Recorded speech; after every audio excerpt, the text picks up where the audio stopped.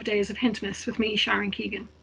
On the 10th day of Hintmas, GP gave to me some changes in my smart list. While I'm in smart list now, there's two things I'd like to show you. One is date options.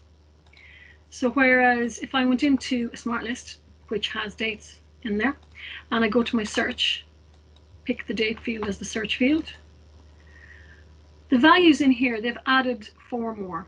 And those 4, if I go down here, you can now have prior month, next month, prior period, and next period. And those 4 fields, it just gives you more power for your reporting.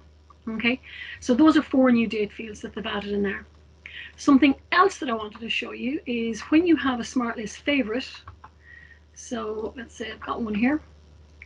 You can now, in here, in your favorites, add a password to protect your favorite. And you can have one that's specific to a particular smart list. You don't have to apply the same password to all as you did previously.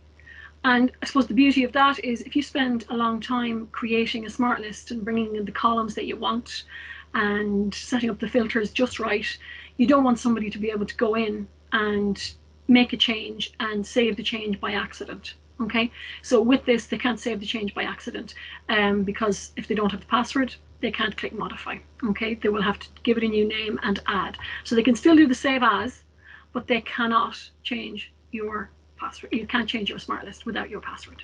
Okay, so that's a couple of things in there on smart list. And again, smart list is one that a lot of people use but maybe aren't 100% comfortable with. If you do want more information, do give us a shout. And that is our hint for today. Thanks for joining us and see you soon.